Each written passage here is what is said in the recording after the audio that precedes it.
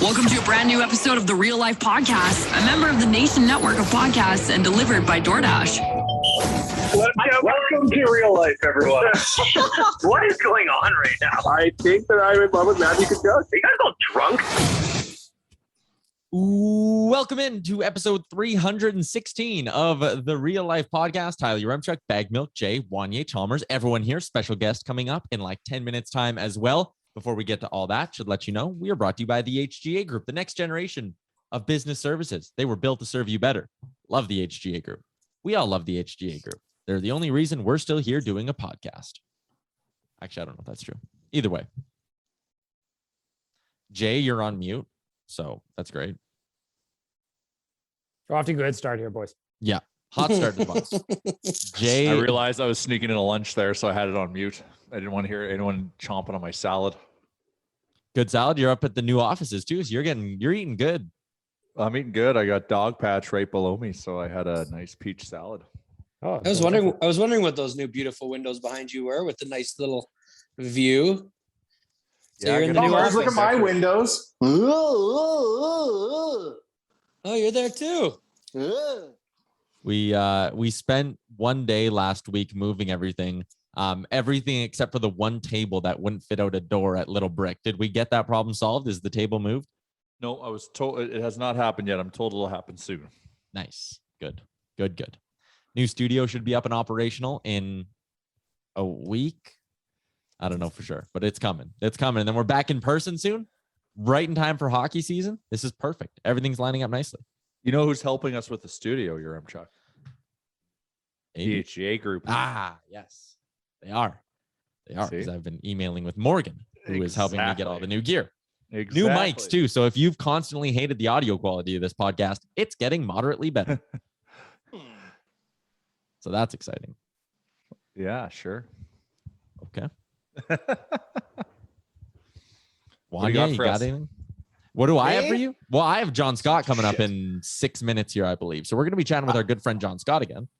I got 800 things I'd like to talk about. Chalmers, what on earth is going on? Why are they chugging beers at the Ryder Cup? What is this, a Monster Energy tractor pull? What's going on? That's what you do when you're the Americans and you finally pull off the big win against the Europeans. That was Where's fantastic. the dignity? Where's the aristocracy of it all? Oh, because they're showing that they're just like all of us who chug beers on the first No, all of us who chug beers look comfortable chugging beers. I look like Chet and Chauncey from the yacht club. We're told to chug a beer for TikTok. I think the PGA does a good job trying to hide that side of things outside of like the Waste Management Open. But I think now they're like allowing it to become more kind of front facing because like the Masters is also a big party too secretly. But like John Daly's like, I was born in the wrong decade. I don't know why we're allowed to chug beers now on camera. I was a little bit like shocked that they did allow that to happen and like put it on their social media and stuff. But yeah, like not only let it happen, but promoted it. Like, check this out. I mean, I think this tournament's a little different, like it's Ryder Cup is not just your average tournament. Like you could tell the fans were more engaged. It had more of a Waste Management Open type of feel to the whole thing. I think that's what they want. Any event where you can rant USA is going to be a party culture. It is pretty good. Here's the funny. Yeah. So I realized that I was cheering for the Americans because I did want them to win because personally, I like the American golfers better than I like the European golfers. But man, those people cheering USA almost changed me like 150 times watching it. I was getting so sick and tired of hearing that. It was so annoying. I love a good USA. That keeps me in the game. No, it was just flat out annoying. Well, where was the Ryder Cup? So that's a powerful Whistling Straits. That's an observation, Bag Milk. I'm jumping on all of this, Chalmers. So back the fuck off. Okay. It's Whistling Straits. It's in Wisconsin, and the motto in Wisconsin is drink Wisconsinably. So they showed up and they partied.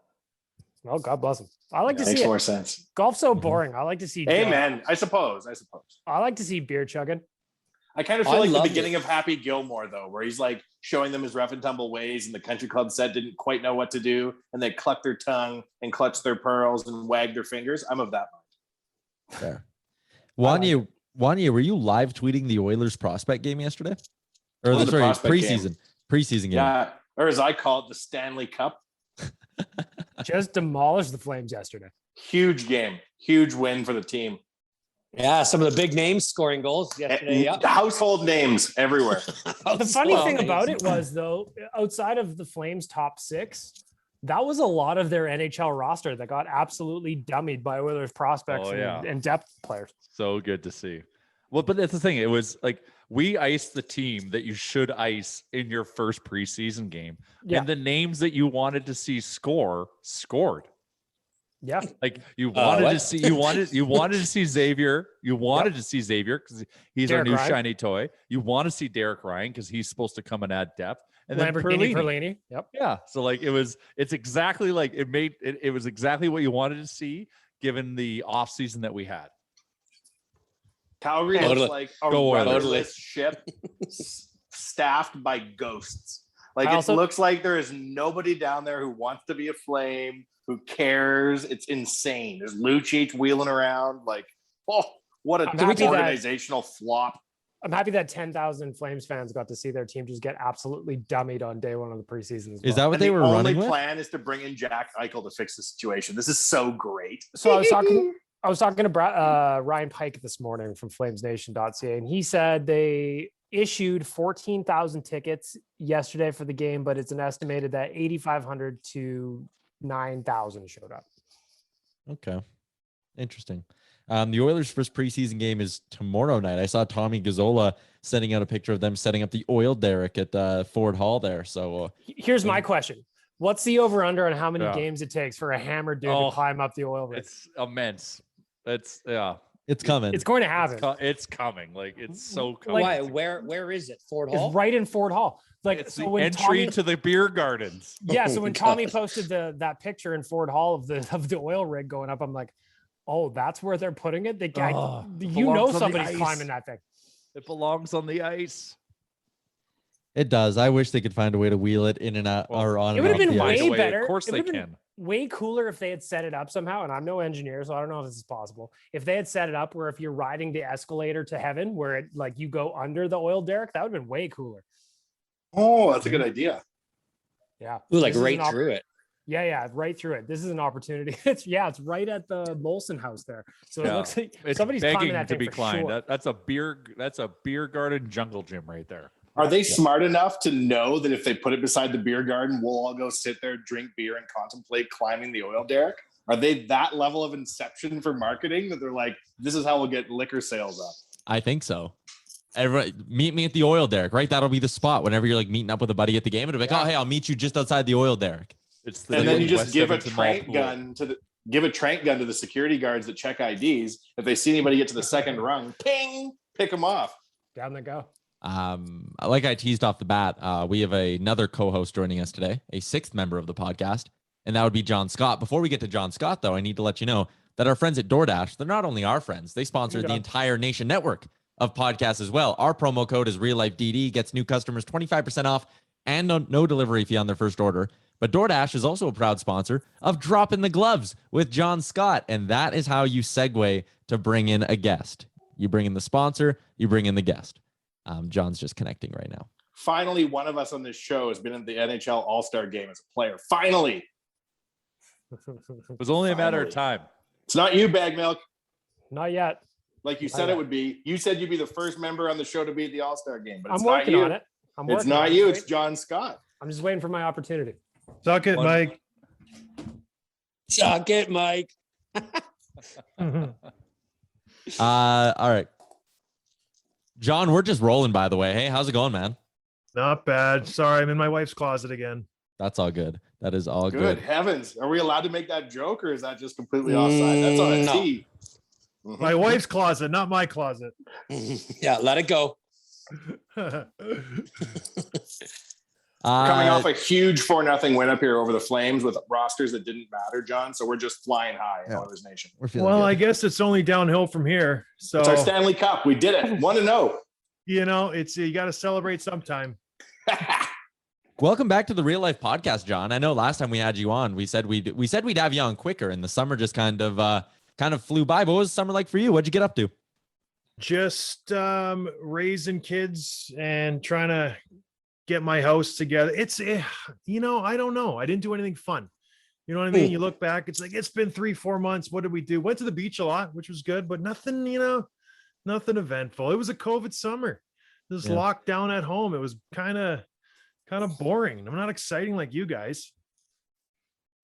I don't think we did anything exciting either. I didn't either. I was thinking but somebody asked me what I did over the summer the other day too, and that was exactly my answer. Like, oh yeah, we were super busy, and then I couldn't think of one thing that we had done. So it was. I was like, weird. oh, we're supposed to do stuff. But it must be getting busy back into school and back, like, you know, I don't know, your kids into sports. What do you got other than school going on right now? Gosh, well, I think the two old ones are going to do dance, and they do violin and piano and stuff. Hey, you know, not a lot of hockey being played here at the Scott household other than myself. I just re-up for my men's league, so that'll be fun. I took last year off.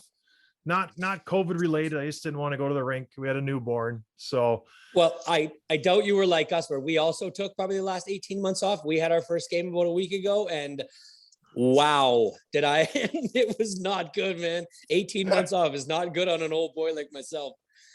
But you probably just jump right back into it. It probably had nothing. No, rust. I turned 39 yesterday. So I'm starting. Happy birthday. A little bit. It's getting a little harder to get out of bed in the morning. I'll tell you that much. The hips and knees and stuff are, I'll get a hip replacement soon. I think my hips are just brutal, man. Honestly, they fall at like my right one will slip at a joint every couple of weeks. And I'm just like getting stabbed 1,000 times by somebody. It doesn't feel good. It doesn't feel good. This is something the average hockey fan doesn't think about, right? Like when people are active players in the NHL for your favorite team, you know, when a guy gets hurt and it's a week on the injured reserve, we're on the injured reserve with them, but you don't factor in, like, you're probably going to be feeling this 20 years from now, that block shot, right? Well, it more so for me, it's my face and my hands. Cause like I broke my thumb in my hands dozens of times. And so now, like, people think I'm arthritic, but it's like, I just have to crack my knuckles and my thumbs and stuff to get the juice flowing in them. Because if I don't, they like seize up, especially in the cold. So that's why in the winter, it's just like, I'll go outside and shovel snow and I'll come inside and I'll have like a death grip on my hand where I can't move my hand just because it's just the nature of the beast. When you punch, like, you hit guys' helmets all the time when you fight, right? Out of 10 punches, you probably land 2, maybe. And everything else hits helmet and some other stuff, glass or whatever. I remember I was fighting Prusty one time and I thought I had him dead to rights. I came right down the pipe and he ducked and I just broke every knuckle on the glass behind him. I was like, oh, good Lord. No. Brutal. So you got that thing where you're like tightening something with a screwdriver and all of a sudden your pinky and like your ring finger just start to seize up. Is that kind of what you're working with there? Oh yeah. It's real. It's more so my thumb and my pinky, my pinky and my ring finger. Exactly. So it's just, 10 years, 12 years of fighting. What are you going to do? 10 years of dropping the gloves, right? Yeah. As it were. What's the men's league experience for John Scott, former NHL enforcer? How is playing men's league hockey after your career like? How do you get treated? I just saw Bo Bennett tweet out something where he's like, did you guys see that? Where he got his first men's league hip came out of soccer. So it was like that, where you don't want to be the best player on the ice. You don't want to go out there and try too hard. So you just like take it easy. Then everyone's disappointed because you're not scoring 10 goals. But I play defense, so I just like I'll tell the guys, like, I'm not going to give up any goals, but I'm not going to score it. That's where I kind of keep it, because nobody wants the ex-NHL star to come out there and act and be like the crazy guy who's going super hard. That you don't want to do that. Like that's your team does. Your team does always. But then you get the guys in the other team who, after the game, if you lose, they chirp you. I have the guy, All-Star, not so good, Mr. All-Star. Oh my God! Every now and then, I'm here for the beers, man. I'm here for the beers and to get out of my house. Yeah, every now and then, though, I imagine you want to show them where the bear shits.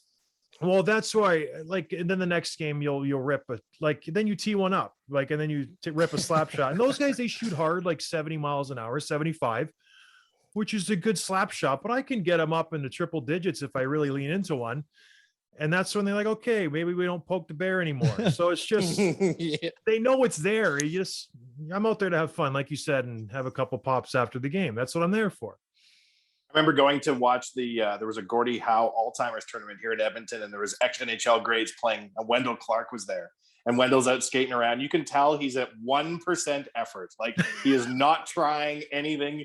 And he goes to the glass and somebody like slashes him and he just elbows this guy and then hits him from behind into the boards. It was like for a second, Wendell Clark came back and then he realized what he'd done. And everybody was like, oh my God, like that's a team sponsor. We just, raised $500,000 for Alzheimer's and you killed him, and he helped him up off the ice. But the bear is in there. Do not poke the bear. And there's an active, it's funny, all the older guys, there's an active, well-known fact. Tiger Williams, you don't come within 5 feet of him, even if you're an ex-pro, because the guy's an absolute psycho. And he will turn around and two-hand you if you're an alumni, a sponsor, child. It doesn't matter. The guy is a lunatic to this day still. Like, he's lost a couple marbles.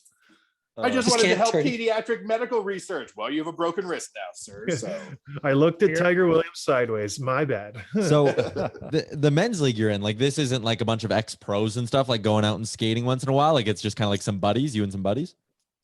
Buddies is a loose term. It's just some guys I play with. I don't know. Hopefully none of them are listening to this. I was going to say, they're going to hear this and be like, I thought we were friends. What the fuck? What the fuck? I see them once a week. I don't hang out with them otherwise. So it's just it honestly is an excuse for me to get out and play the game and hang. Like, they're my buddies, but I'm not going to go to dinner with them and their wives during the week. Like, that's, it is what it is. Bastards, ask all you want. The answer is no. Yeah. Well, and they're like, let's go golfing. Let's go grab a drink. Let's go do this. I just, no, I gotta go busy home. that day. Sorry, you guys. That's enough. That's Fair enough. That's fair.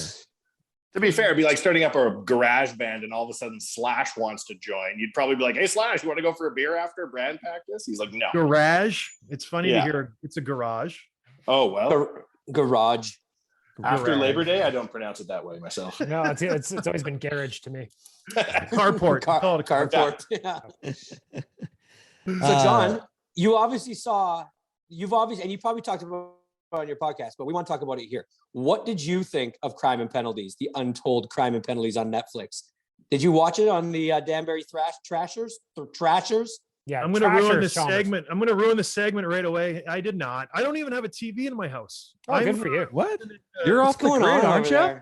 I'm off the grid, you guys. I don't have TVs. I don't have anything. We don't even have heat. We got a wood stove. I'm just like Little House on the Prairie. That's me. So I got, my little plot of land, and I don't want to talk to anybody. And that's it. What are you doing here then? Well, that's nice that we're the 5 people you get to talk to today. That's nice. You guys are my outlet. What's funny is with those Trashers, they blew up like insane, right? And I had Dan from the network offering them up to me. Andy Sutton came on my show this week. He's like, hey, do you want JT from the Trashers to come on? Somebody else emailed me, Frank Saravelli or somebody else, like, you got to get the Trashers. Why are these guys so exciting? What, like, all I heard was it was a mafia guy who owned a junior team, right? Pretty much. UHL team. Yeah. In a nutshell? In a nutshell, that's a Cliff Notes version of it, but it's more about, I think we all see the cash under the table in the bags and them getting like superstars, and just that a 17-year-old's running a professional like a UHL team, right? And just kind of what he had turned it into, a mixture between WWF and hockey. And I think it's just, it was interesting for that. Plus the characters they had on the show. I mean, like, these guys all had their own stories, their own kind of like, weird things that they were about. And, Brad Wingfield, this big fighter, he kind of became a character you kind of fell in love with on that show. So I think that's why it hit with people. It was an interesting story from that perspective. Well, have you guys ever been to a QMJHL game that the league in Quebec? Oh, I have not. No. They would pay the fighters in cash. They would be the prime players in those teams. So you would finish the game, and if you had a good fight, there'd be an extra $5,000 in your locker. And when I retired, I got contract offers from a couple teams in that league. And I'm like, nah, I don't think so. Like, that's the Wild West. Oh, they're watching this documentary thinking, we've already done this. We've been doing this for years. You're talking about that like whatever minor pro league in Quebec, right? Not the junior league. Okay, yeah. I know. Like Donald Brashear was fighting in that for a while too, right? Francis Lassard was in there. They had all these old guys there. The sheriff, whatever his name is, he's got a podcast now. I can't remember his name. How many people go to those games? Like, how many people are in those games? Oh, they get thousands of fans. Like, it's a real deal league over there. Like, it's very popular. Have you guys heard of hockeyfights.com? Go on hockeyfights.com. There's a whole column of it, and there's just hundreds of videos. You guys should check it out. It's a great website. I don't know. I don't really go for hockey internet sites. It sounds all pretty lame. All right, yeah, I'm kind of off the grid on those ones. Yeah. So I even got a shirt. See, it says hockeyfights.com on it. So you go no TV in your house. So how are you watching hockey? Just like on an iPad, on a laptop? We got it on the computer, on the iPhone, on an iPad, and then I watch hockey. That's the only thing I watch. So we did just no shows, no TV shows, which it's good. A little more family time. I got 6 kids, so we're trying to limit the exposure to all the outside junk. I don't know if you guys have kids, but we're just trying to keep them children for as long as we can. You know what I mean? We don't want them seeing hockeyfights.com all the time. What team are you the most interested in going into this season then? Like as a guy who played in the NHL, do you follow the teams that you played for, or a team maybe growing up? Like what are you interested in right now? I want to see how, I know it's been beat to death probably. I want to see how the Jack Eichel situation turns out. I think that's the most interesting situation right now. And then the RFAs. I think those two situations right now, they affect so many teams and so many players. Once those kind of balls drop, once Jack Eichel finds a landing spot, once Pettersson signs and Hughes signs and Brady Tkachuk signs, that affects a lot of people. The Pacific Division's wide open. And if Vancouver gets those two guys, they're a favorite in the Pacific Division. If they're not there, Vancouver's a bottom level team in the Pacific at that point. So it's going to be interesting to see how those two situations resolve themselves. And then how the whole Edmonton, you guys being in Edmonton, how this kind of hodgepodge of player works together. Does Hyman work with Matthews or McDavid, excuse me? Does Duncan Keith come back in and rejuvenate his career? How does that kind of work itself out? Who's going to be the first coach that's fired? Is it Tippett up in Edmonton? I don't know. There's a lot. I think of it'll be Tip. Oh, come on. He's doing his best. I love Tips. Oh, but listen, what if Edmonton starts off 2-10? Incorrect, sir. Oh, how he's done if dare they you. start 2-10. How dare you? Impossible. Impossible. Okay. Impossible. 97 plus 29. Why is 2-10 even a thought? How is bunch that of Jack Edwards over here? It's impossible. This is unbiased opinion, so he doesn't drink the Kool-Aid like we do. But John, you played with Duncan Keith. Yep. Tell us what we can expect as Oilers fans. Now, we know he's 38-year-old Duncan Keith, but tell us about what we can expect from Duncan Keith. Well, a 38-year-old Duncan is like a 30-year-old everybody else, just because he keeps his body in such good shape where he's literally has it down to a regiment, how many calories he intakes, what he's put in his body. He's like very strict with what he eats. So he's going to come in tremendous shape. He's very serious. He's very work regimented, and he's got a little screw loose, right? You've seen him play against Vancouver in the playoffs where he's high checking guy or high sticking guys, cross checking guy in the teeth. So he's definitely passionate, and it'll be good for Edmonton because Dunks doesn't take, he takes hockey serious. And if you're playing bad, he's going to scream at you from the back of the bench. I've been involved in it numerous times where Dunk is effing and jeffing with Jonathan Taves and Patrick Kane during the game saying, what are you guys doing? This isn't going to fly. Like, let's go, like literally screaming at each other during the game. So I think that'll be good for McDavid and Draisaitl and all those guys, because I don't think they've really been held accountable for much. You know what I mean? And we saw last year in the playoffs, they were turning pucks over. They weren't really taking care of their own end. And Dunks, he'll let them know. He's like, listen, boys, it's a 200-foot game. So I think that'll be good for Edmonton to have a guy who's won a gold medal, won numerous Stanley Cups to kind of come in and just say, listen, this is how you win. Because they don't have anybody on their team who knows how to win. When Duncan Keith got traded here, we heard a lot about the intangibles and everything that he'll bring to the dressing room. As somebody who got to play with him and was in a room, how much does that stuff actually matter as opposed to just storylines in the media? Well, no, it does matter because you don't want to disappoint players. And especially a new guy coming in who has the chutzpah, the reputation as a Duncan Keith has.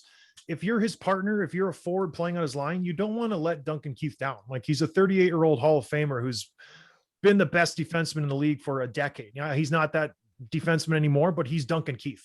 You're getting Duncan Keith. There's that kind of persona, that aura that comes with him. So it does weigh a lot in the locker room. When he steps in that room, whenever he gets there, he's in quarantine now. Like, the guys will perk up and they're like, oh gosh, we better bring our A game because Dunks is here. So who knows how long that lasts? Maybe it lasts the whole season because he'll be the first guy in the locker room. I guarantee you that. And he'll be the last guy to leave. And if you lose, he's going to expect you to be watching tape in there, correcting your mistakes. It's not like, oh, well, we'll get him next time. No, why did we lose? Let's figure it out and let's not do it again. That's Duncan. He's very, very, very serious about hockey. There's We're no not way worried. He goes 2-10. I don't want to disagree with you, sir. But there's no way that team you just described starts the year 2-10. No way, no how.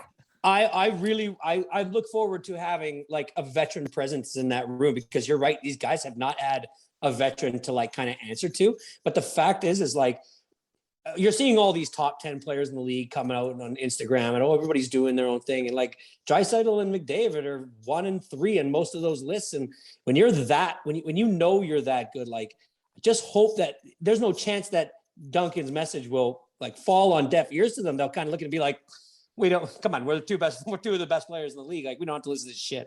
Is there? But what have they won? I know exactly. They've won absolutely nothing. It's all in good. Check that ego. I'm really talented.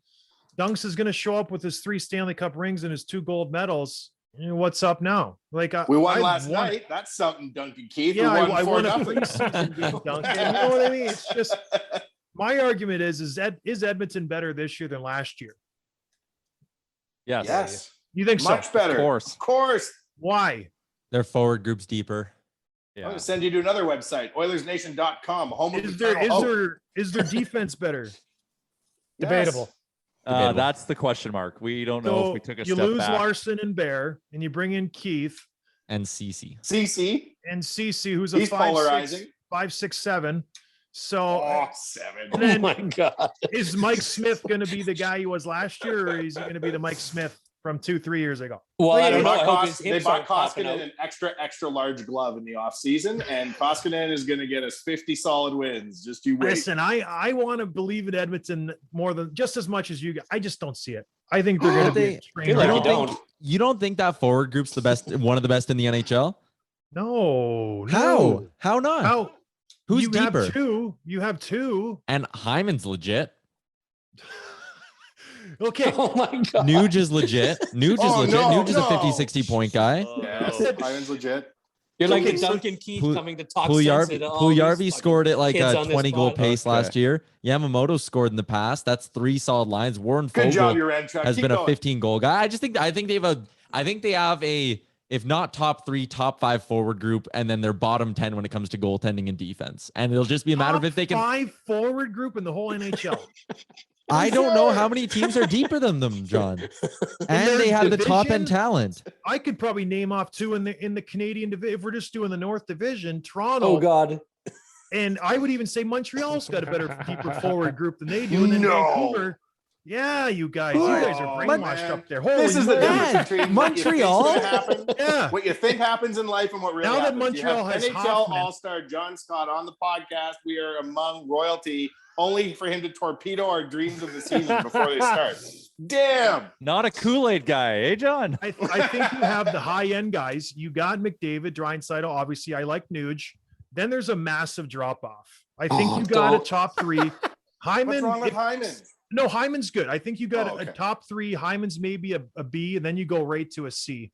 It's just there's no one there. There's no depth. The silence is deafening. I know. I'm just not buying it at all. Like I just look around, especially their division. In their division, the Pacific. Well, now the Pacific, yeah. Yeah, the Pacific now. Anaheim is awful. Calgary's forward group is not as good as theirs. LA's forward group got better, but it's not as good as theirs. San Jose is awful. Seattle has no one that can score. Vancouver's forward group is mediocre. And Vegas has no center depth. Attaboy, Uranchuk. Pacific is the worst division in all of hockey. So it's we're the best in the Pacific. You really are off the grid, huh? Oh no. So we gotta open it up to the rest of the league. So I don't know. Just throwing grenades all over our dreams. Oh my God. This came off a 4-0 win, and he's just slapping us all Can I with reality. Can I remind you, John Scott, that you're born in Edmonton, Alberta? I live there until that's the thing. I love Edmonton. See, family there. Exactly. He got away long enough to come back with some sense of reality. I think maybe. John, I don't know. Good. Okay, let me ask the real question. Let me ask the real hard question. Yeah. Why long term aren't the Oilers the team we want them to be over the last 20 years? I don't think they built their team the right way. I think I've said it to death on my podcast. You build your team strength down the middle and a good defense. I don't think they figured out the defensive side yet. And now that they've slowly started to build their defense, last year their defense was pretty good. Then they gutted it in the offseason. It's like, what are we doing? And then they go back to square one by bringing in CC and Duncan Keith, who are proven guys. Duncan is past his prime, and CC's 5, 6, 7. Do you know what? Bear and Larson, who are very good offensive. No. That's my I'm opinion. paying him like a 2. Exactly. Hey, let's not go into contracts. Holland's been batting 1,000 for bad contracts so far. No! It's just, Man, he's not wrong, and you know that. We talked about that before. Warren Fogle is a good deal. I don't know. So that's why I think you build down the center and you get a strong defense. That's where I think you win championships. Here's what I'm seeing right now, and I would like Oilers Nation to stop doing it because I see a lot of people doing it.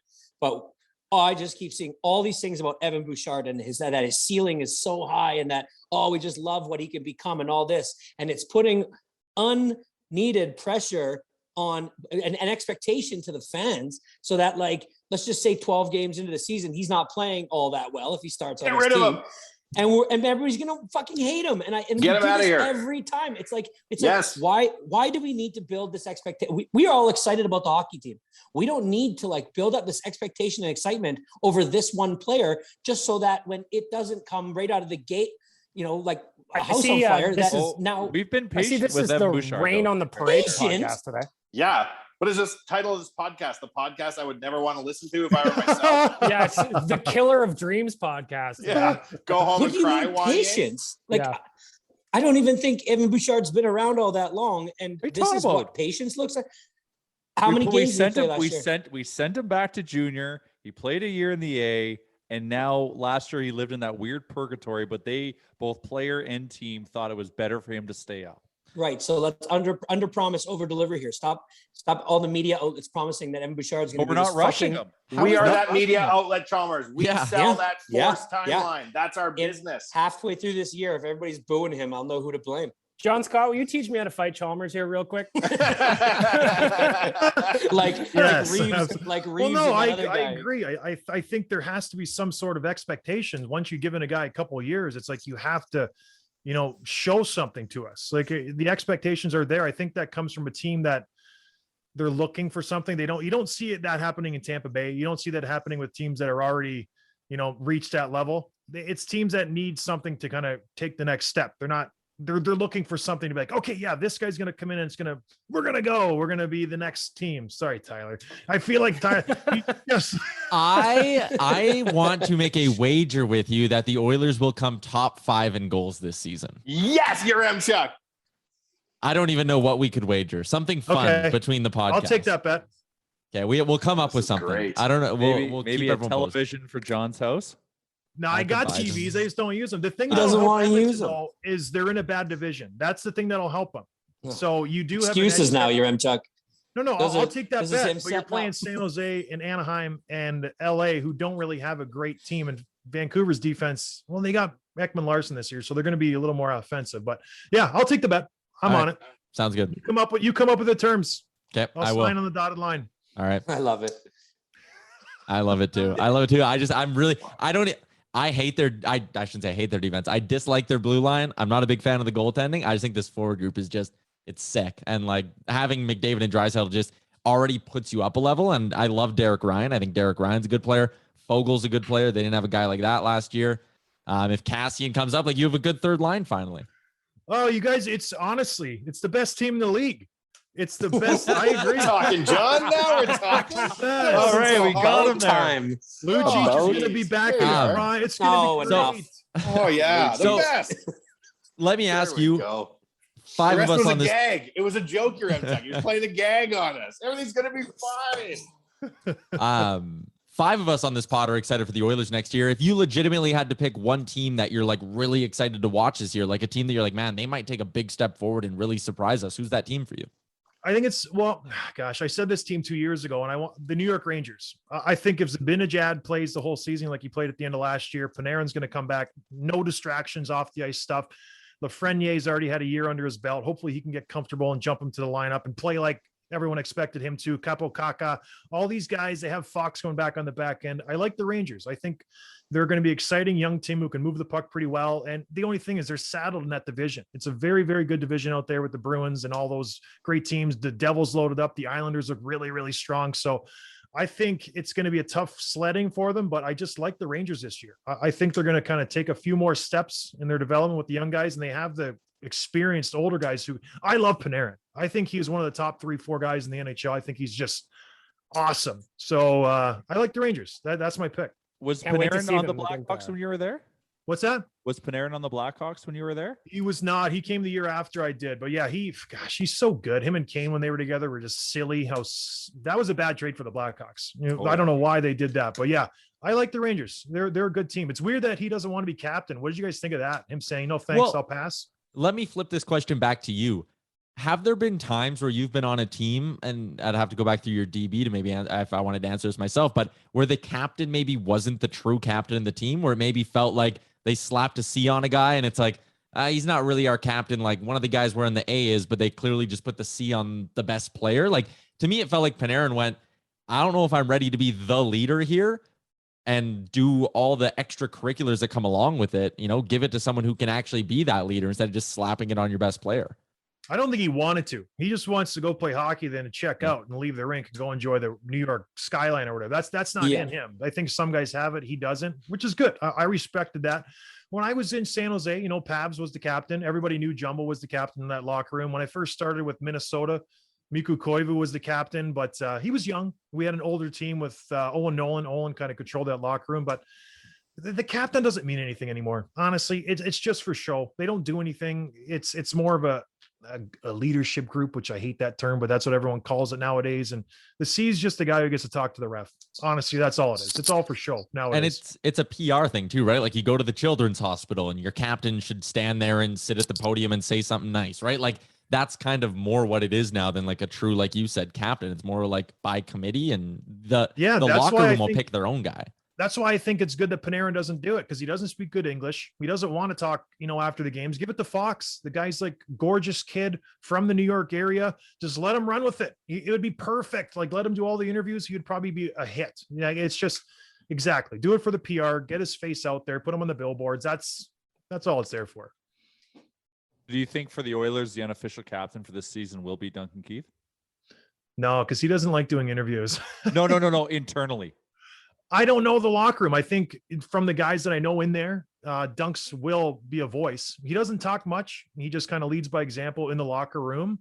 On the bench, he'll be chattering. He'll be telling guys if they make a mistake where they need to go, which will be good for the D-men. He'll help out Barry. He'll help out those guys in the back end. I don't know if you can help out CC that much, but it'll be good. Man, shots fired at Cody's easy today. And maybe deservedly so. We'll just see. a I'm body gonna bag. fucking rate this podcast 1 star. I'm sorry, Cody. It's just an innocent bystander. It's not even him. It's just leaving body bags all over the sorry, park. everybody. The other thing I wanted to touch on with you, the website that's part of our network, Daily Faceoff, they announced today they're bringing in Tim Peel to be a rules analyst for the upcoming season and do a bunch of kind of analyst work with us. And he was on the DFO Rundown earlier today, and he talked about how, certain players you just knew didn't like you and you didn't like them, and kind of the relationship he had with different guys. He brought up David Clarkson, who he said always hated him. Clarkson hated him. Then when Peel was fired, Clarkson was one of the first guys that called him to be like, hey, it's bullshit. For you, did you pay much attention? Because, obviously in the enforcer role, the refs and the linesmen kind of are more closely tied to your game than maybe an average player. But did you look at the game sheet before and be like, all right, I got this guy in the lines, like he jumps in quickly to fights or he doesn't. I got this guy reffing, so I got a good relationship with him. Maybe I can get away with more. Like, did you look into that at all when you were a player? Not before the game. Maybe sometimes. I think I was more friends with the linesmen just because, like you said, they jump in the fights. They're the ones who, like, I've seen guys get punched, like they break faces and ribs. I remember Derek Bugard, if you look it up, he was fighting Nick Boynton one time in Anaheim, and Derek punched the linesman so hard in the ribs, he cracked 3 of his ribs. And I was right there beside him. I was like, oh, but no, I knew the linesman. And then you knew the refs. All you knew from the refs was how they called the game, whether it was tight, whether it was loose. I loved Tim Peel just because he let everything go. He was a guy who he loved the old school game, and he would just say, let him go, boys. Like, and he was a guy who would tell you in a scrum, Johnny, you're getting close. Like, just, take it easy. And because you could, face wash, give a jab here and there and push guys and chirp and stuff. But it's the guys who would let you know where the line was and you could toe right up to it. And then they'd say, okay, that's enough. And you'd back off. It's the younger guys now, they come in, they grab a guy and it's just, okay, well, like, give me a chance first. So the young guys are kind of no fun. The older guys will chat with you and give you, something to work with. The young guys are just, I don't know, robots almost. Yeah, I like it when you hear in the scrum and you can hear the ref and you see him like giving each other like these small muffin shots to the face in the scrum. He's like, you got one more and I'm calling it. And you see the one more. Yeah. And then all of a sudden they just let him go. And you're like, yeah, at least he told him what he was going to do. So it's no a human penalties, no fouls. You got to have a human element. I think the refs add that. And I don't know, that's why Tim Peel, I don't think it was a bad thing what he said. It is what it is. You tick a ref off, you got to expect a penalty. You knew if a coach was yelling at a ref, you were going to get the next call. Without a doubt, 100%. If your coach is all over the ref, it's like someone's going to get a ticky-tack call right away. And sure enough, 2 minutes for just tripping. It was a matter of fact it was going to happen. Do you think that's a problem in the NHL, that sometimes it's almost predictable who's going to get the next penalty? Like when you have a team who's gotten 3 in a row, you can kind of sit there and be like, well, they probably aren't getting the 4th in a row. And I bet you there's a softie going the other way. Do you think that's a problem, or do you think that's just sort of the game within the game? Yeah, I don't like it, but it is what it is. You got to keep it even, and the refs know it, the coaches know it. So you play a little bit more. Like if you're up 3-0, you actively tell the guys, like, be careful with your sticks because the refs are going to be looking. It is what it is. They want to keep a game close. They want to keep it entertaining. So it's just a matter of the beast, and it's a human condition, right? You don't want a team to get blown out. So you just start looking for things, especially if, like you said, Tyler, you've already called 2 penalties on the other team. You start looking at the other team a little bit more, but I know I knew, the fix was in every year, not every year, probably my last 3 or 4 years, I would have a meeting with the player safety guy and be like, all right, John, this is what we're going to try to do this year. You can't do this, this, and this, and this, and this. And they would have videos of me and stuff. And I'm like, oh, here we go. Cause it was like, they showed you videos of yourself to yourself. Yeah. It was Stefan Quintel one year, and it was Shanahan in one year. Pronger came to Arizona and had a meeting with me one year. I was just like, come on, you guys. Like, it's just embarrassing. Sure enough, suspended right away. I'm like, okay. Obviously the meeting didn't mean anything. Thank you, guys. They must off the record be like, especially a guy like Chris Pronger, like, oh yeah, I fucking love what you did there. Cause like Pronger was one of the best in the biz of being a prick. Oh, he was the worst of the worst. He was like known for his stick work. Like, what's the guy? That's why you put him in charge of player safety. The worst monster becomes the best guard at the jail. The Hook, McCracken. So, he's got to say his piece. But yeah, I'm sure if you were having a couple drinks at the pub later on, he'd be like, I'm glad you did that. But I understand he's got to do his job and I got to do mine. It's just a necessary evil. And we have a conversation every couple times a year. And I expected going in every year, I would probably get suspended at least once, at least. So it is what it is.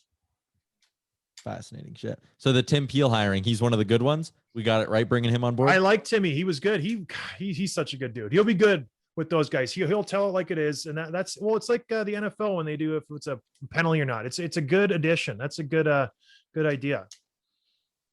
I'll tell you a funny story about Duncan Keith though, and suspension. It just came to my mind. It was the playoffs, and it was after Rafi Torres laid out Seabrook, and Dunks comes up to me before the game. It was game 5 or 6. I can't remember.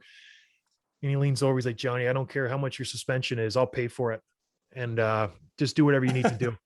And I was like, all right, sounds good. And then we were up like 6 goals to 1 game. And I lined up next to Rafi Torres. And I'm like, I'm going to rip your face off, heads up. And then the ref threw me out. Speaking of bad ref, before the puck even dropped, the ref's like, go, leave the ice. And I didn't even do anything. So just one of those things where I was like, what did he give you? Like, what was the penalty? 10 minutes for something. Like, I don't know if there's a clip that's there, but I got kicked out of game 4 or 5 or 6 right at the last second because I lined up to Rafi, and I was gonna Kessel him, drop like go after him, and he just threw me out. So, and yeah, it was funny. I don't know. Do you wish you didn't say anything?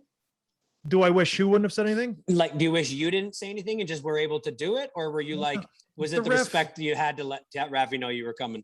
Well, I didn't say anything to Rafi.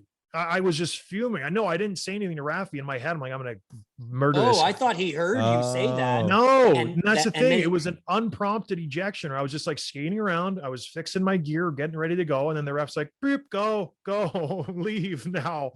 And I was like, are you kidding me? So, and then the next game, you can't do it because it's game 6 or 7 or whatever. And you can't really start something when you're trying to win the game. So, yeah. Never got rectified. Scott, you're a super predator. You smile and then rearrange Rafi Torres' face in the next breath, don't you? Mm-hmm. Yeah, I would have loved to. And Rafi's a friend of mine, but it would have been great. Did you I like fight mad, or did you just fight technically because you're a super athlete? Like, what was your general approach? Were you mad at people when you beat the shit out of them, or were you like, I was a casual fighter, and that's what got me in trouble. So I didn't really get mad. There was very few fights where I really lost my temper, which was the problem. People were like, you need to get angry. I'm like, I just don't, not that I didn't care. I just was like, whatever, win the fight and you move on. Other people have to like get ready weeks in advance and psych themselves up and listen to like kamikaze chants and stuff like that, and you're just rearranging guys' face. You're not even mad. That's terrifying. There was a few guys who I really wanted to do it. Tim Jackman, I didn't really care for. And it's sad because he's a sweet guy. Tom Cicito, I still don't like him. I would love to have back alley meeting with him still to this day. No. But, yeah, there weren't many guys who really bothered me. So yeah, what are you gonna do? What are you gonna do? Speaking of the fighting, how much fun did you have doing Pound for Pound season 1, and how excited are you to do Pound for Pound season 2 with hockey fights? Season 1 wasn't that fun just because we didn't have a direction or know what to do. I'm just being honest. No, that's fair. That's the nation way, by the way, but continue. Yes. No, season 2 will be better because we kind of have what works, what doesn't work. You guys edited together. Like, it was amazing how it turned out. Even with all the junky stuff we gave you, you guys kind of polished up that turd. And it looks fantastic. So season 2 will be better. We'll have better guests. Well, I don't know. Like, Biz is good, but he doesn't, he wasn't a great fighter. We'll have guys who have been around the block, who have done like everything in hockey, and they fought a ton. So I'm hoping to get some big guests on. It'll be good. I think it's an interesting take on a fighter's perspective and of fighting. I think it's so great that your show is the face of hockeyfights.com. It's just like two wonderful, wonderful ships linking up. You're like, of course, John Scott's in charge. Who else would be? It's been a good pairing. I really enjoy it. I've said it many times. I used to go to hockey fights every single day when I was playing. Every single day. When we bought the site, we thought we bought the Brooklyn Bridge. We were do-si-doing around the office. We were the happiest people you ever met in your life. It was such an exciting day. I guarantee you NHL guys probably use it more than you think. It's a common stop for NHL fighters and NHL players in general. They love it. Absolutely love it. It's one of the best sites to waste time at, because you can just watch one and it's game over. You'll watch 2 hours. Then you're watching a Cody Ceci fight from 10 years ago. Oh, he's the worst, I was told. Yes. Yeah, is there even one? No, he can't be the worst. We need him. We need him. You better hope he turns up to be a good Oh, I do hope. Is he making $3 or $4 million? $3.5, and we gave him 4 years, and it's because he was put in a very insulated role in Pittsburgh, and we're giving him his payday for that. John, nice. You guys, John, it won't matter what Cody Ceci does when this forward group scores 8 goals a game, man. Attaboy, you're you can give up an 8-6.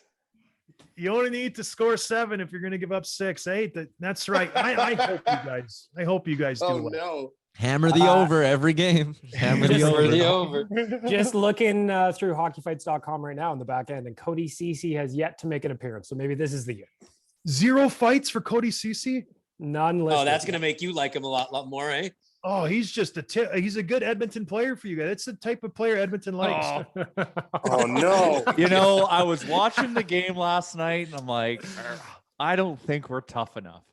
Who do you have for grit? Cassian if he shows Darnell up. Nurse. Darnell Nurse. Hyman, Duncan Keith.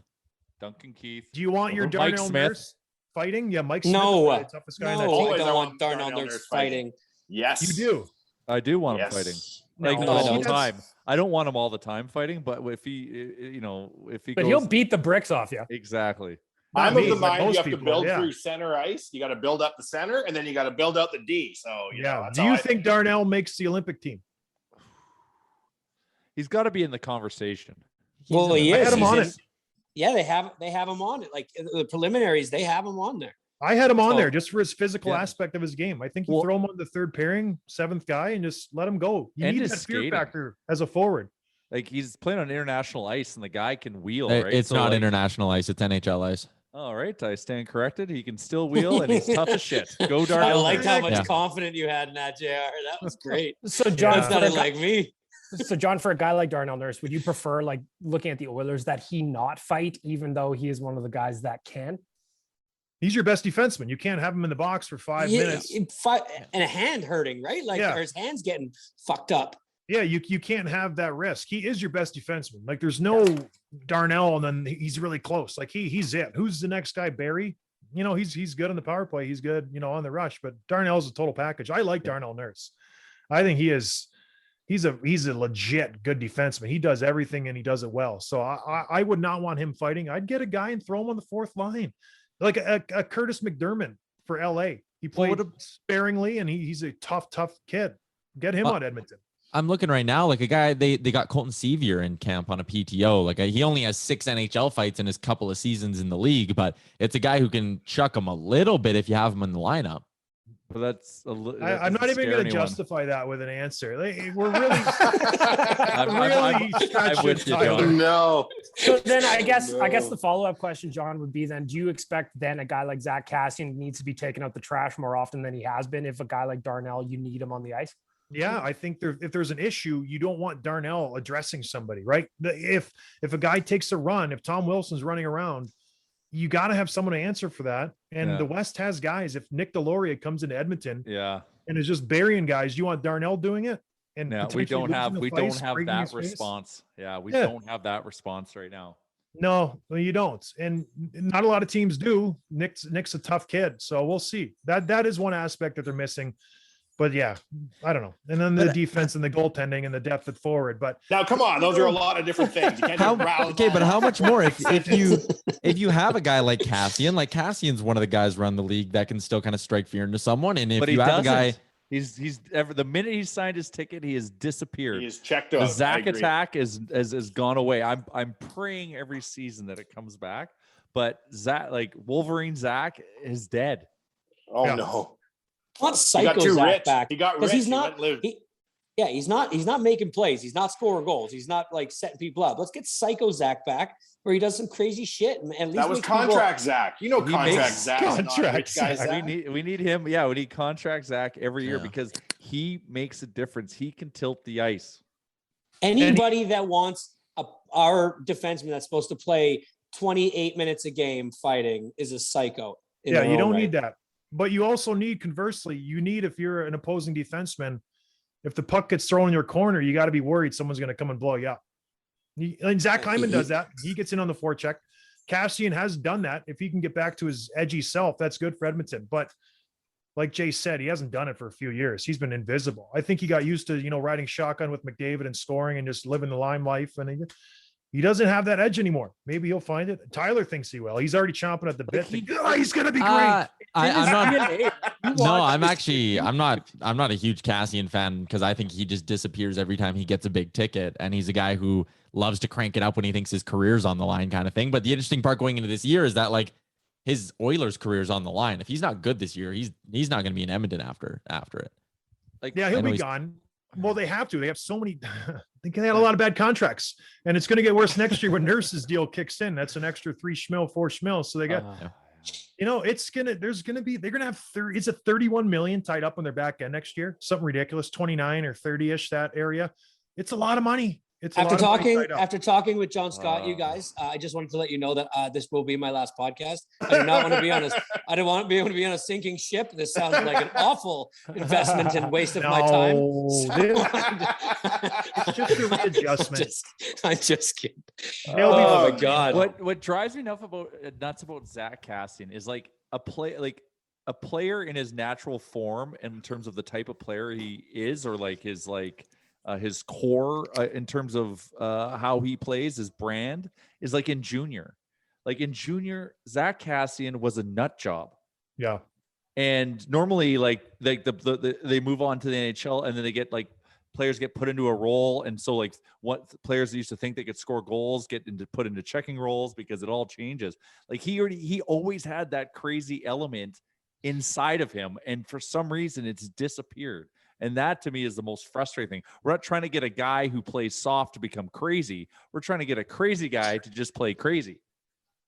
It's hard to play that way your whole life, honestly. Like his body's probably beat up and he's had a bunch of surgeries and injuries, and you lose the edge. I've played with many guys who are like that, who just kind of go out and they beat themselves into the boards, the Steve Otts, the Pat Colettas, the Kyle Clutterbucks, like guys who are known for, and it's hard. It's hard to stay that way your whole career. So maybe he's over it, man. Like it's not easy doing it. He needs that Tiger Williams blood. Well, and he's having a few injuries every year. Like he's, like there's a few probably lingering. They're just hit guys. Just I go mean, I around and remember when he crush came- guys. Well, Well, I don't even know, a little concussed or something, but he came back and you could just tell it was on his mind, man. Like He broke his hand. That's let's the thing. not He broke his hand. discount how hard it would be to play through that kind of shit though. Then just A go lot of- around and hit guys, because that's the thing. That's No one's- taxing there's- too, though, Jay. Yeah, but that's not like he came back from a broken hand. Yeah, I know. He Yeah. didn't come back from a busted shoulder.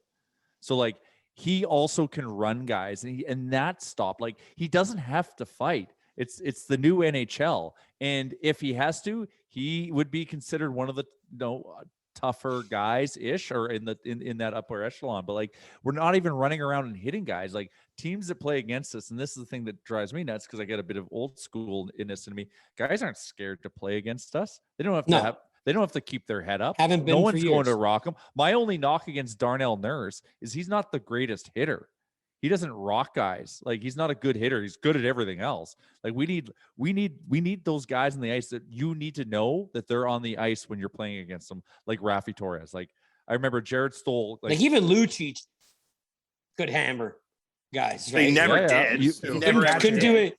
Couldn't do anything else. Like was slow as molasses. But man, he would lay a big hit. Yeah. So John, we what I need that threat. what I want to ask is, a lot of Oilers fans are hoping that fans back in the stands are going to help a guy like Cassian. Do you think that actually matters? Like, is that a valid excuse for him kind of disappearing because there's no crowd in the building to get him quote unquote fired up? If that's his excuse, then he's not a professional. You shouldn't need fans to get geared up for a game. Yeah, it'll help. You'll get maybe a little extra step initially, but like these guys are pros. That's just an excuse to use. Oh, you know, we really needed the fans and they weren't there when we lost. That's a cop out. I don't think it matters one iota, to be honest with you. That's exactly what I was hoping you were going to say, because I think it's just a lame excuse that a guy getting paid 3.2 schmil can't get himself fired up to play hockey. Well, that's the problem, because he's getting paid 3.2. If he was getting paid 750, he would probably be trying a little bit harder to get 3.2. So you get complacent. I played with the biggest bust ever, Ville Leno. And you could tell he'd come into the locker room and he'd be more concerned with what he's going to paint later on in the day than what, like the next day. his brand and stuff, Billy Bano. I'm like, Billy, we got a game tomorrow. He's like, yeah, but I got to go to a garage band opening. I'm going to finish my painting. I'm like, are you nuts, man? Because he was making $6 million a year. He just checked out. $6 million. Billy Leno, yeah, he signed a big ticket after his Philadelphia playoff run. Yeah. He just totally shut it down in Buffalo. Completely shut it down. Annoying. And I mean, I just got to imagine that's just super annoying for you guys as teammates, right? Just to look at a guy with that kind of skill set and just be like, for fuck's sakes, man, let's get going. Well, it is, because you know what's there. You saw him do it in the playoffs where he was a pest and he was hitting and he was doing everything he needed to do to win. Then he just like came to Buffalo and was just like, what are we doing here? And everybody we'd scream at him like, Billy, like, you piece of junk, like just giving him a hard time. And he didn't care. You know what I mean? He didn't care. He's like, whatever, man. Like, I'm not going to break my leg or break my hand. And he would say that too. He was very honest about his lack of effort. The coaches would scream at him. He'd be on the fourth line with me. He'd check the board and be like, all right, I'll be in the sauna. Like, he could care less. Could care less. Be in the song. How are you able to get yourself to the height of the NHL and sign that deal and then just turn the switch I off? think that was quick? the goal. I think that's just Yeah. the goal for him, right? Yeah, that's the end game. Getting that big ticket to get yourself set up. Some guys love the game. Some guys love a paycheck. That's on. Like that's the matter of fact. truth fair of it. enough. So a guy like Patty Marleau loves the game. Could care less about money, and he just wants to win. And he'll play until he's dead if he can. Other guys just get the big ticket and like, peace, I'm out of here. That's Is why it's so Marleau still important the playing? Oilers get good, He's John. trying We've been to. watching, Patty been wants watching- to play. we've been watching garbage up here for God knows how long, and now we got Connor and Leon. We need this shit to turn around. We deserve it. You need to blame your GM for surrounding him with just not high end. Which one? Exactly. Chiarelli probably can take the cake on that one, but just Bastard. They've And been he just trying. keeps he just keeps getting like I just keep seeing things where he's getting more power in like The St. Louis. cockroach, man. Yeah, I know, right? What It's does he getting have worse, on yeah. these guys? Is going on? What pitchers does he have? I Seriously. don't know. That's funny. I think That- they need to get rid of Nuge and just kind of What? regroup. How I know. dare I you? know. They The just signed Nuge. him. Listen, I know he's I a think good it's player. I think it's time we change the subject from the Hold Oilers on, and we hold on, go hold on. on. Whoa. Why would we want to get rid of the Nuge? Because it hasn't worked. Obviously, he's a good player, but Do you guys they just haven't want to keep been getting pissed successful. off with his answers or something? I thought a good trade would have been the Nuge for Johnny Gaudreau. Just to kind of What? My Johnny God. Gaudreau? Oh no. Oh my God. I You're do. a heart meter here. Static. Why? Like, Okay, wait. shocked here. But like, why would they get rid of? Why the Oilers need more players who are like defensively responsible? So why would they get the rid of Nuge is like a one of good their? centerman. We got to build from center out. I was told. Why would by they get rid of the NHL good All-Star John defensively Scott. responsible forward? My reasoning is that if this was my thing, the Edmonton Oilers should have done this offseason. They should have either gone for another all-out offensive guy and just gone all in. Be a track horse team. Don't sign Hyman. Go out and sign another offensive juggernaut. Go for it, because I don't think Hyman is that offensive. He gets up and down the ice. He clears some space, but he's not going to make a dish, a play, a score. He's going to be, chip in a couple here and there. Or you get rid of Nuge, you just go back into your shell and you just sign all defensive guys. I don't know. It hasn't worked there with Nuge. We love the Nuge. Yeah, but it hasn't worked. How long has he been there? 6, 7, 8 years? He's been great the years. entire time. John, the other side Exactly. of this is like he wants to be an Oiler, and I'm sure you know from your time in the league, it's hard to find guys who want to be here, right? Who are like, man, I love Edmonton. Like, I'm ready to stay there. Like, there's value in that as well. I think for a guy who like likes the city and is like, no, I'll commit to like being there. It's hard. Which is really hard to understand, because if you're a forward in the NHL and you want to produce, why would you not want to go somewhere where you have the two best players in the league? Yeah, one of the top 5 scoring teams in the league next year. Yeah, The why would rest you of want to the come to team one of is the a best forward dumpster groups in the fire. NHL? It's because the rest of Edmonton Oilers, not the city, the Oilers are garbage, and they don't want to go somewhere. And I know it's changing, but it was like that, and it's getting better. Last year was a good step. I think they're going to take a step back, regretfully, but when you look at the guy who's a free agent, it's like, do I want to go to Edmonton? And they have 2 guys, but the rest of the team is maybe. But it's just, or I go somewhere else where they're going to win and they're going to have more balance in their lineup, and we have a chance to win the cup. And those are the things that goes through guys' heads if you're a free agent. That's why they can't draw on the big guys. It has nothing to do with Edmonton. Edmonton's a great city. Why is it then? I don't understand. What goes through their heads? Because they have no track record of winning, and the defense is garbage. There's no goaltending, and there's no depth of the forward. So if I'm a free agent this offseason, I'm like, where am I going to go? Who's going to have my best chance to win? If I'm getting the same money amount, I'm going to go somewhere where there's a better chance of winning, whether it's the Islanders, whether it's the Rangers, whether it's Chicago, even for Pete's sake. Chicago's got a better setup than Edmonton does at this point. So For the love of heaven, We're just getting shivved all over here. I'm just being like, it can't be 6 guys drooling over Edmonton. I'm just kind of trying to wrap my head around. Are we John, we built this whole website over just drooling over Edmonton. We used that excitement to buy hockey fights with the money You and we Jason made. Gregor and all those guys. It's just, Yes. I love Edmonton just as much as, not just as much as you guys, but you got to be realistic sometimes. Edmonton will not win the Stanley Cup this year. They won't. Okay. Anyways, this has been our interview with John I Scott know. of Dropping the Glass. Anything about But, this, I would okay. do something about I got a this, new. but I We can't don't need do to do anything this about anymore. this. Every year we're in it to win the cup, right? That's the end game. That should Yep. be the goal. Yes. Hell yeah. Is Edmonton in the top 5 in the league to win the cup this year? Always. No. What do you think the answer is going to be with these from us 5? Absolutely It's going to be a not. strong yes. No, they're from not. us. Oh, So God damn what it, are you're we doing tough. here? We got the best player in the world and the second best player in the world. We've had him for 5 years and we've done absolutely nothing. What are we doing here, Tyler? But the sport's got the unpredictable. Were the Montreal Canadiens in your top 10 to make it to the Stanley Cup final last season? There's no way. There you Did they go. win the cup? Because Tampa No, Bay sure was. But so every year one team wins the cup. But I would argue that more than one team has a quote unquote good season. The Habs had a really good season. They can build off that. They can take steps forward from there. So do I think the Oilers are going to win the cup this year? No, probably not. Do I think they could have a good season? Yeah, I think they could. I think they could win a playoff round. And I'll say this, if they don't win a playoff round, I think there's going to be some firings. You said that last year. No, I didn't say that last year. If they don't win a playoff series, check the tape last year. We got to fire. I probably definitely said that. You got to get some solid D-men in there to be complimentary to Darnell Nurse. I like Tyson Barrie. After those 2 guys, who are you rolling out? Duncan Keith. Duncan Keith and Cody Cody Ceci. Ceci for the Top next pairing Blue Sharks. defenseman. Taking 10 steps this year. That's what I think Edmonton will regress. Okay, before All right. John goes, okay. Yeah, I we got to think- speed this up here I because this is think- the most exciting thing we've ever had happen to us. It's also turned out to be poison. Yeah. Yes. So I'm gonna flip the script right now here, and I'm gonna say Okay. this is my pitch to a weekly segment every Monday, where if John comes on for 5 minutes, and we do a segment called NFL Fan Fight of the Week. Every Monday. Have you been noticing how many people are fighting in the stands at football games, John? I have not. But Okay, I know It's crazy. all you have to do is go And to their Instagram. home team fans fighting each other. It's No. unbelievable, Society's John. crumbling. I've never seen anything like it. I don't know what it is. I don't know if it's the fact that people don't know how to act in public anymore at sporting events. But every Monday, you get a viral video on Instagram and Twitter that goes crazy with some fans from the same team, like cheering for the same team, brawling with each other. Last week it was the Cleveland Browns. This No week kidding. the Kansas City Chiefs are stepping in the ring, Oh. and it is a disgusting display of like humans being the worst possible bit of themselves. It is just a clear brawl. It's happened every week, John. It's No unbelievable. kidding. That's crazy. I haven't seen any of the videos. I will This not. is what you're missing, not letting your kids watch TV largely. Why would you not want this in your house?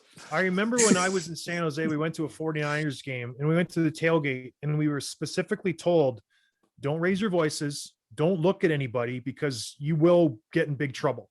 And it was just a bad scene. You know what I mean? There was like, Oh yeah.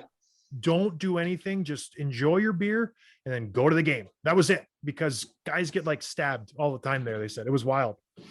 It's I don't know, I not. believe Niners it- games. 49ers games. Wow, I've heard that about Raiders games. Yeah. 49ers.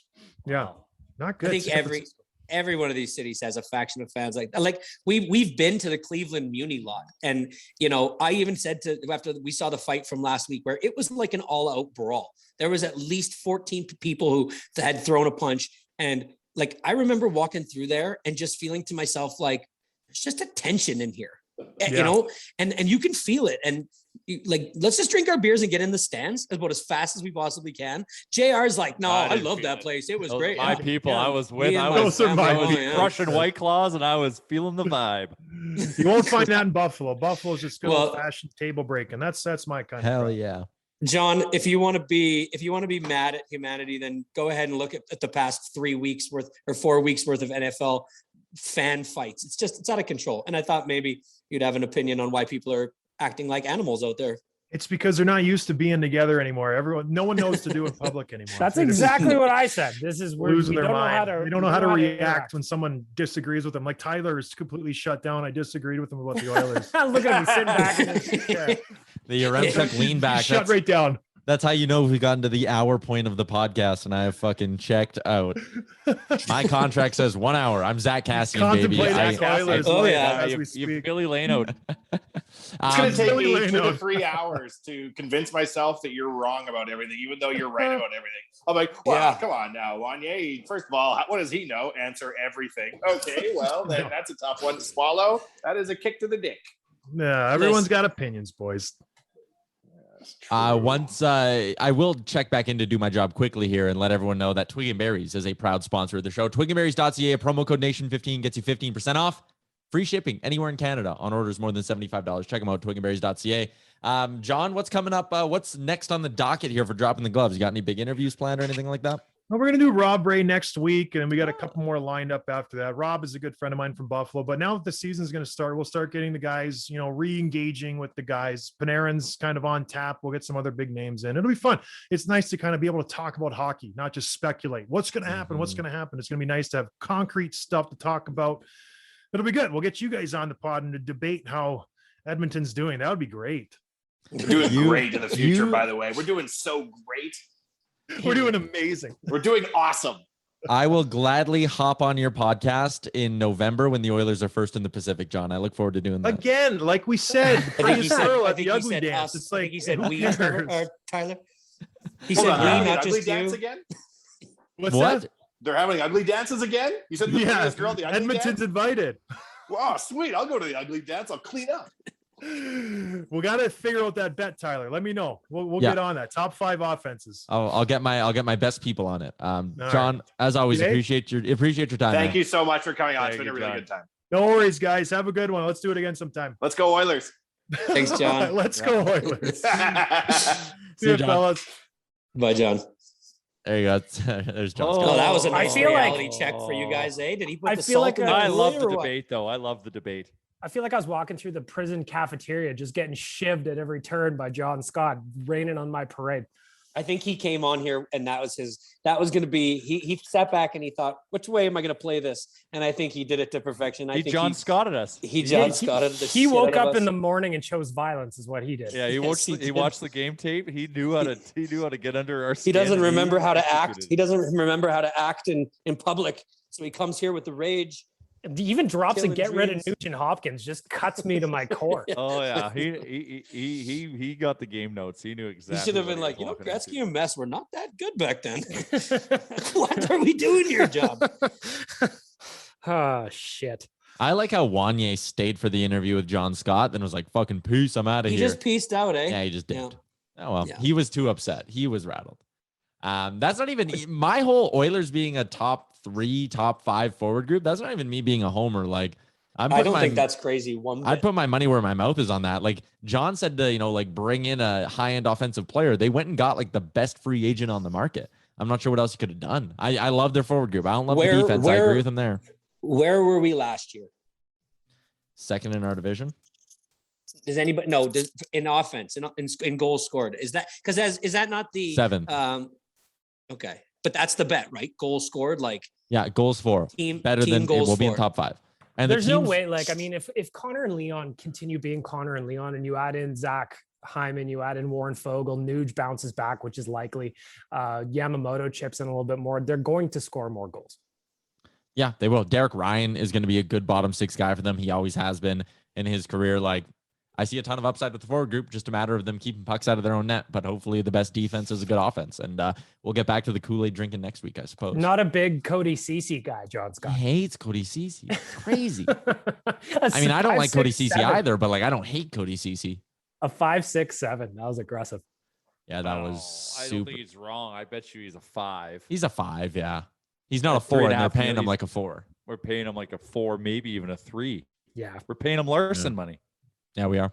Well, I had 3.25. Cap, it's not ridiculous, but it's just the length that killed me. If that was a 2-year deal for CC, I'd be like, yeah, okay, that's a good bet. But a 4-year deal is like, whoa. I got to admit, I was a little bit bummed. I was watching the highlights this morning on SportsCenter and just seeing Adam Larson in a Kraken jersey last night. It was just like, God, fuck, come on, man.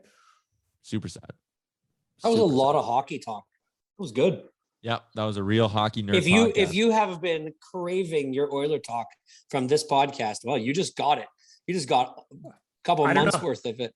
Yeah, it's I don't know if you wanted it though, based on how the conversation went. You know what? A couple of people I've talked to recently, they say that they really, really want it, especially right now. I mean, right now I think is when people start to itch. I mean, you know me, I'm not somebody who searches it out, but shit, I'm even starting to feel like I want to talk about it a bit more right now because I start to, it's not that far in the future that we're going to be watching regular season games, right? So why not ramp it up now?